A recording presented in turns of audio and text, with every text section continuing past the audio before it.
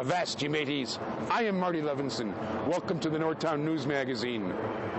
There she blows.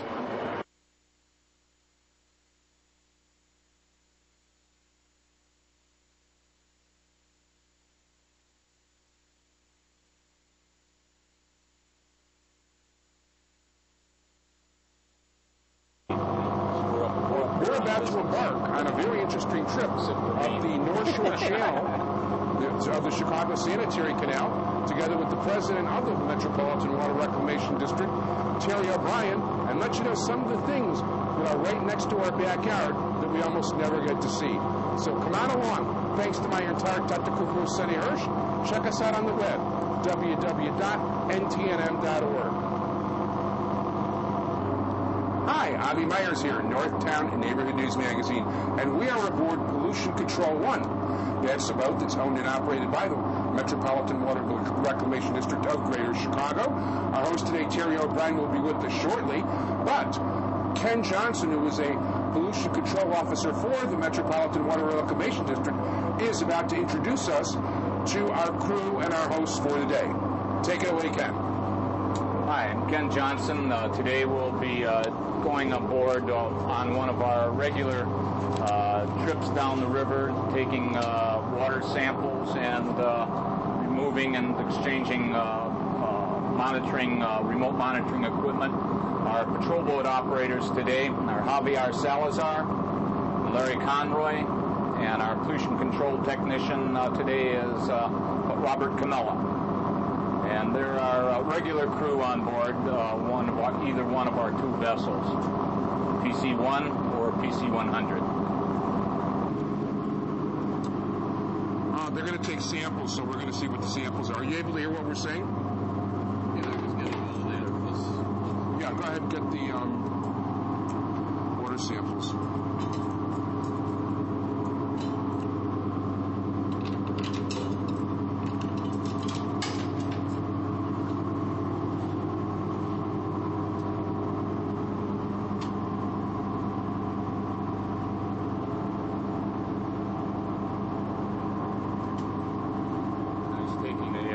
He's taking a dissolved oxygen sample. This sample would be preserved and then brought into the laboratory for analysis. The reason we do that is we compare it to the data that's downloaded off of the remote monitor and compare the data from the laboratory analysis to what the monitor is saying. And that gives us an idea of whether or not, the sensors have drifted since we were last here. Is there a big difference from one location to another what the samples might be? It varies a lot based on temperature and the type of water flow and where it's located within the waterway system. So it can vary quite a bit. And he puts a safety loop on there just to make sure we don't lose it. So that goes down that goes down that tube. To about 3 feet underwater. And it'll sit there inside that tube, which has holes and screening on the bottom, so water's constantly flowing through. And every 15 minutes to half an hour, it'll take a reading, of various parameters like temperature, pH, dissolved oxygen content, turbidity. The monitors can be set to, take a number of different parameters. And that'll remotely come to you? We don't have a remote transmitting system as yet. That's part of what this boat does, is we go between all of these locations where we have the monitors set up. There's 49 of them throughout the waterway system on the North Branch, North Shore Channel, Chicago River, Calumet, Calsag Channel. Throughout the entire waterway system, we have these set up. Now, how often do you take readings at these places? Well, as I said, the monitors themselves take a reading every 15 minutes to a half an hour. And those are recorded in those... That's recorded in the remote sensor, the sonde, and then it's brought back to a laboratory and downloaded into a computer and forms a database. Is there an actual water sample in that thing that you just took out? No, there isn't. Okay. No. The can, that has an actual water sample. You can back and you can watch them fix that. As a matter of fact, yeah, you know what? I assume that those were those bottles that we saw back Right. there. The, we'll get a shot of them, but those yellow bottles. That's what color this stuff is down here? Or? No, that the color is a result of the chemical reactions. We put in, fixatives, various chemicals that will absorb the oxygen that's in the sample and combine with other chemicals and isolate the oxygen. And when you do that, it changes the color. Just like for a minute I thought it was paper would. For a minute I thought it was in a hospital, and that looked like, well, you know what I mean. Right. And basically, the rule of thumb is the clearer and lighter the sample is, the less oxygen there is in it.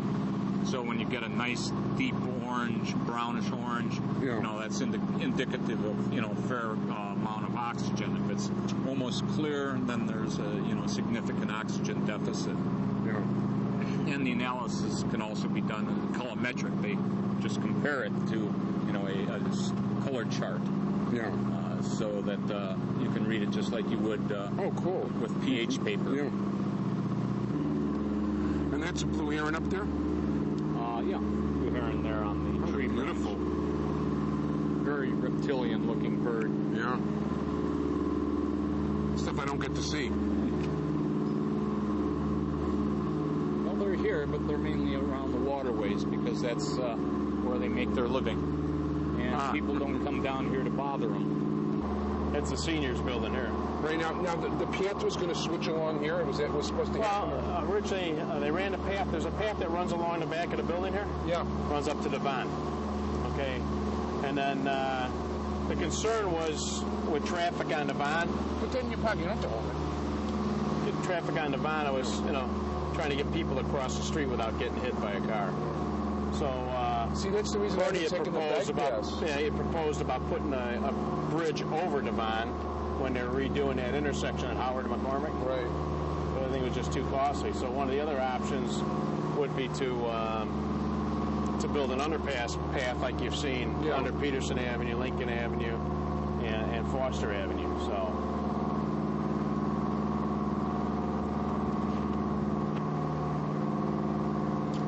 This is pretty cool.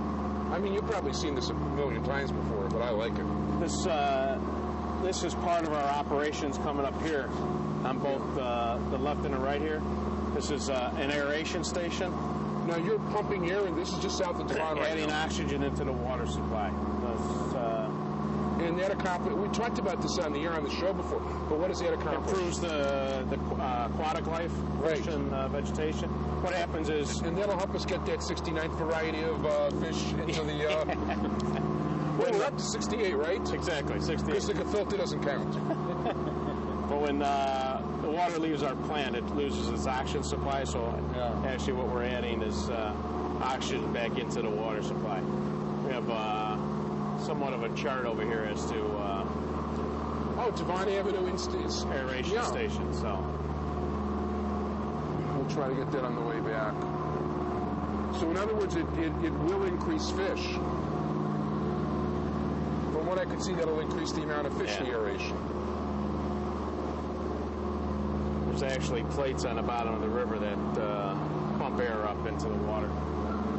And they have one down in Webster on the North Branch of Chicago River. And then we have 5 what we call side stream elevated pool aeration stations. Yeah. And those are basically like waterfall configuration built into a park setting. Very, very aesthetically pleasing and attractive. And those are on the Cal Sag. Cool. This is just one of the outfalls during heavy rainfalls.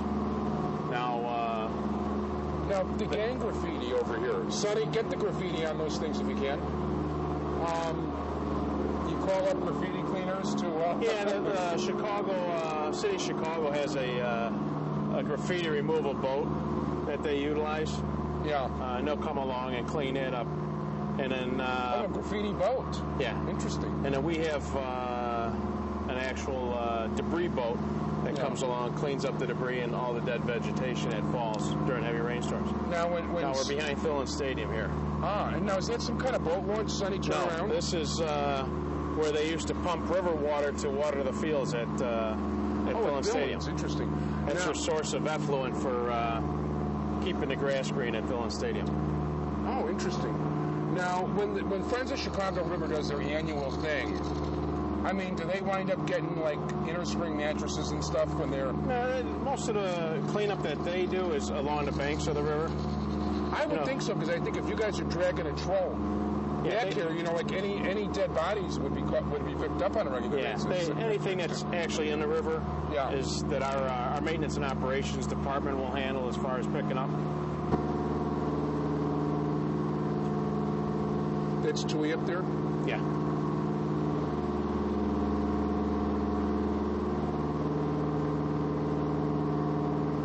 So this would be Winston Towers up here? Yeah, Winston Towers over here. And that's the mall on this side. Yeah. Both sides of our property of the channel here. Yeah. Oh, so this is right where this is right where the bicycle path is. All those incredibly the sculpture park with the half-naked Gandhi, among others, and just from driving up McCormick, you know, I get to see. But I've never gotten to see it. I've been in Winston Towers a couple times, but very rarely, so I get to see the side from here. But yeah, this is just cool to see it from this side. And that's the Lincolnwood Town Center.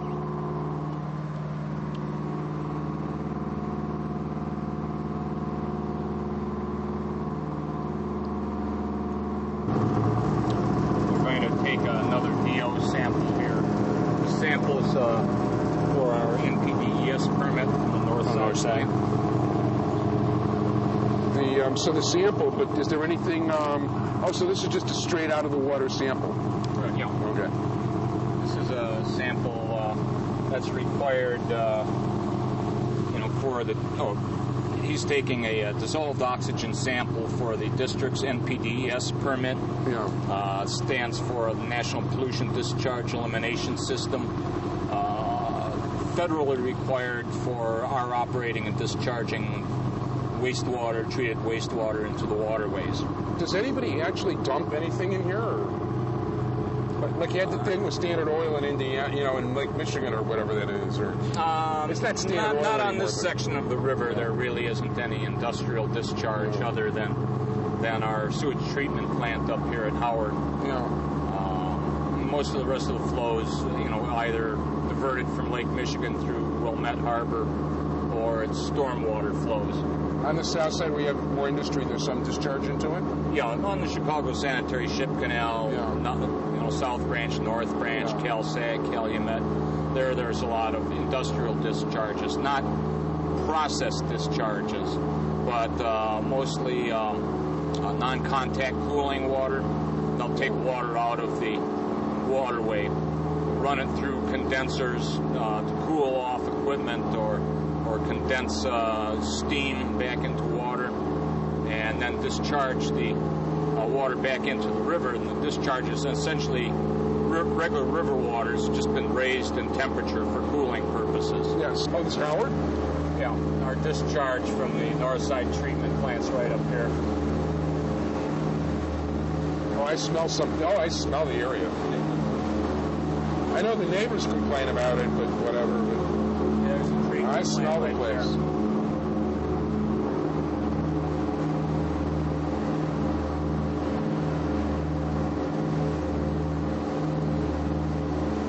Up above the discharge from our treatment plant, you'll see the water will change color. That's because the water coming out of our treatment plant might look dark, but that's because it's clear. Interesting. And you go up above it where the flow's coming out of the lake, and it'll look kind of grayish white. Yeah. And that's because of the sediments from the clay banks in the Lake Michigan actually coming down. That gets diluted by our discharge and changes color. Makes for a good fishing spot. Oh, Skokie Swift. Yeah. Skokie Swift. Cool. I never have taken the Skokie Swift.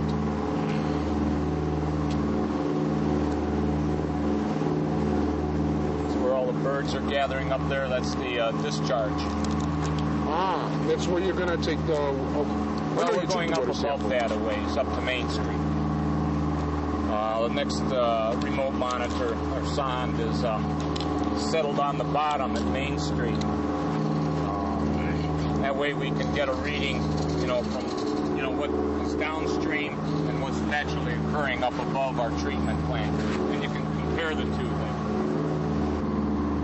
Now we're going up, just up here a little ways, and we're going to pull in and pick up another one of our pollution control technicians. These chains that are on the bottom require a couple of people to handle them safely and maneuver the boat. So we'll pick up another person up here, get the chain and monitor off the bottom, reinstall it, and then they'll the PCTs will get off and take all those samples back to our laboratory. That's just like a soccer ball or something. Yeah, a lot of parks on either side. Oh, okay.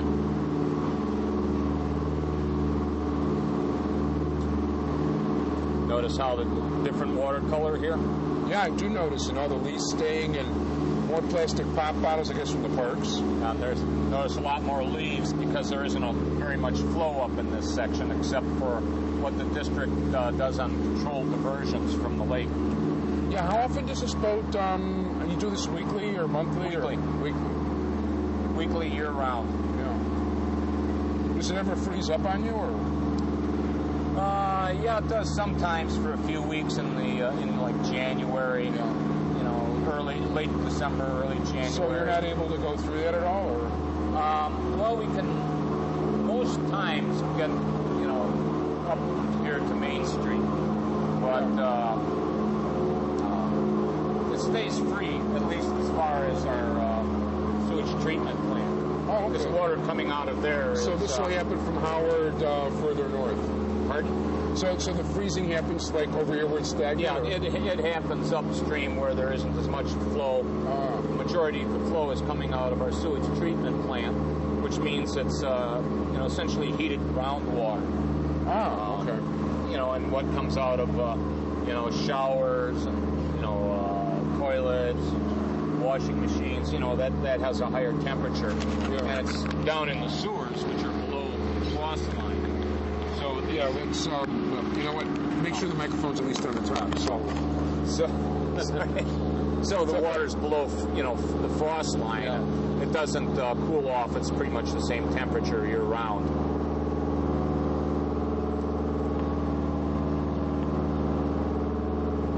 This is Oakton over here, or? Yeah, I think this is Oakton. Yeah. This is the Skokie canoe launch right up here. Oh. And just past that, there's a bulkhead where our debris control boat will come, and they clean up the waterways, pull out trees and motorcycles and whatever's in the waterway and obstructs navigation and flow. Now, are you actually trolling now? Did you drop the troll, or? No. Okay. Well, we won't do that until we get up to Main Street. Okay. We know right where it is, so we only trawl, right where we know it is. Right. Otherwise, as I said, we end up with motorcycles and bicycles and shopping carts. Now, does anybody ever go get that stuff, or? Yeah, we'll put it up on the side, and our debris control boat will come by and pick it up. And there's a dumpster right up here where they'll unload it. Our debris control boat is a small towboat and barge with a crane on it. Yeah. And a crew of people with chainsaws and are those motorcycles auctionable at all? Or you ever able to sell any of that stuff, or it just gets cut down and? It's not enough to make it worthwhile selling. I hear. Okay. And this is the canoe. This is Skokie Park District canoe ramp. And skulls. Yeah, we were talking about the skulls. There's Northwestern skulls up there. Ah. Oh, I see that, yeah. They base out of here.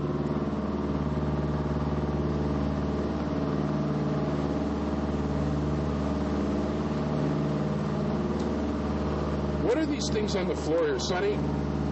What are these things open and close? That's access to a void space. This area there's a bulkhead right about here. Yeah. That seals off the bow in case we hit anything and put a hole in the hull. Yeah. And that's just access to it. So this section is, walled off from the rest of the boat. So if we hit something and puncture the hull, that void space will fill up, but not the rest of the boat. Gotcha. And that just provides access down there for maintenance.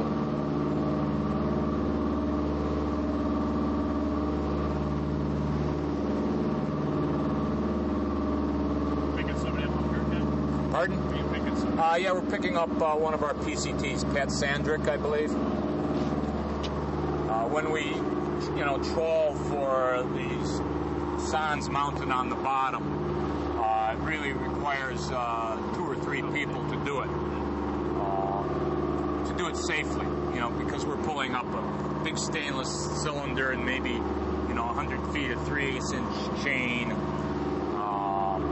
We don't want anybody hurt, so this is the only one on this section of the river.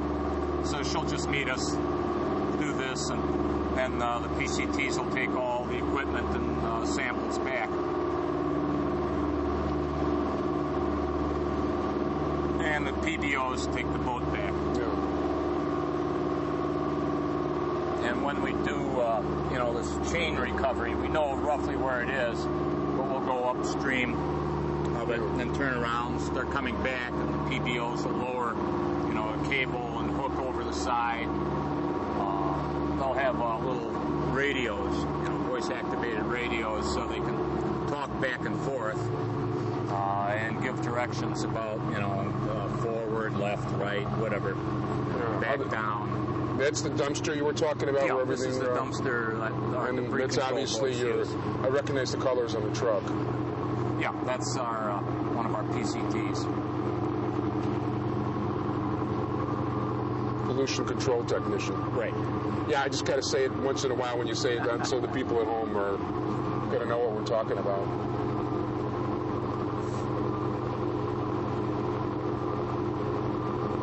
Seen all these tree branches and stuff. That's what they pull out of the river, you feel. Wow. As we go along, you might notice, a tree that's angling out and it's been cut off by a chainsaw. That's our debris control boat doing that. Yeah.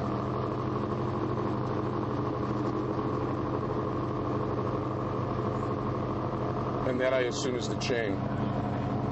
No. Oh, okay. No. It's up further on Main Street, underneath the Main Street Bridge. That way we don't run the risk of, shallow water hitting anything with the props and doing damage. Yeah, So how step across. Is this also like 4 feet high here? Or yeah, actually, right in here, it's probably about 4 feet. Yeah. The channel here has not been maintained for navigational purposes for years. This is Pat Sandrick. Hi. Hi there. This is Avi Meyer. How are you? Sunny. Hi. And Terry, This section of, the canal, it isn't maintained as a navigable waterway. At one time it was.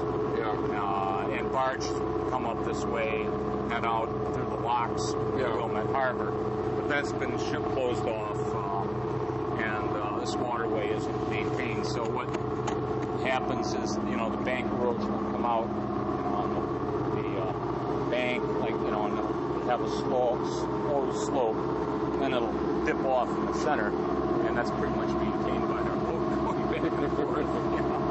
Interesting.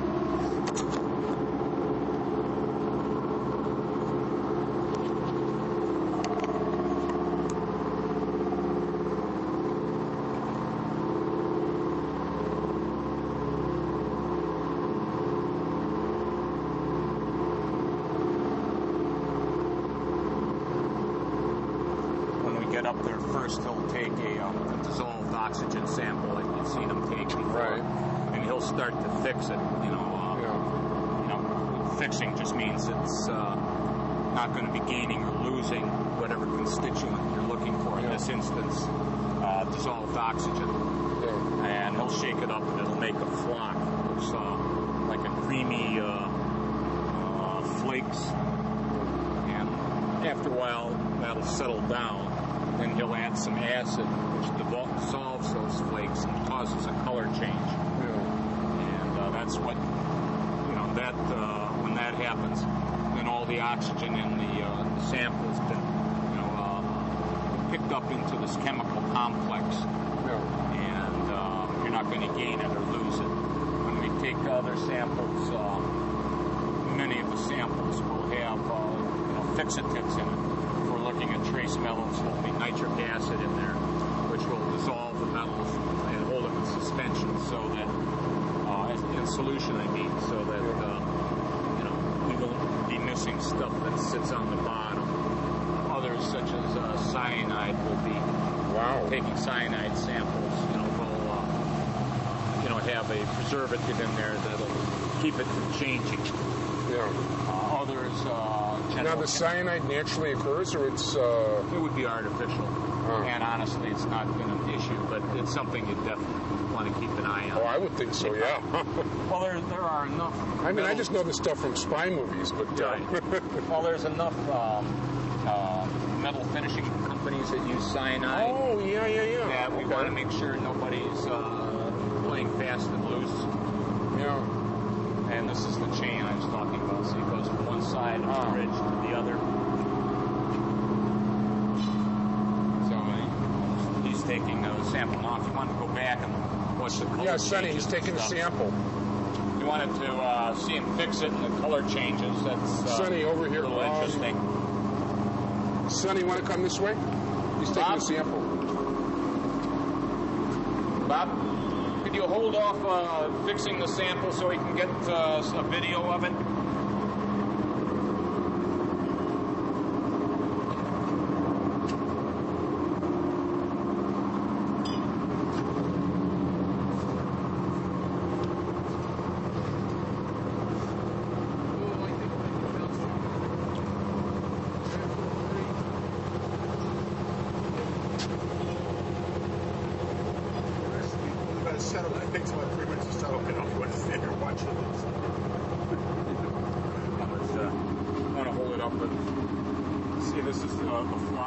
Talking about how the chemicals create a flock. That flock is grabbing onto the oxygen, and eventually that'll settle out down to about about halfway, and then it becomes this lovely color, I assume. Well, after we put in some acid, sulfuric acid.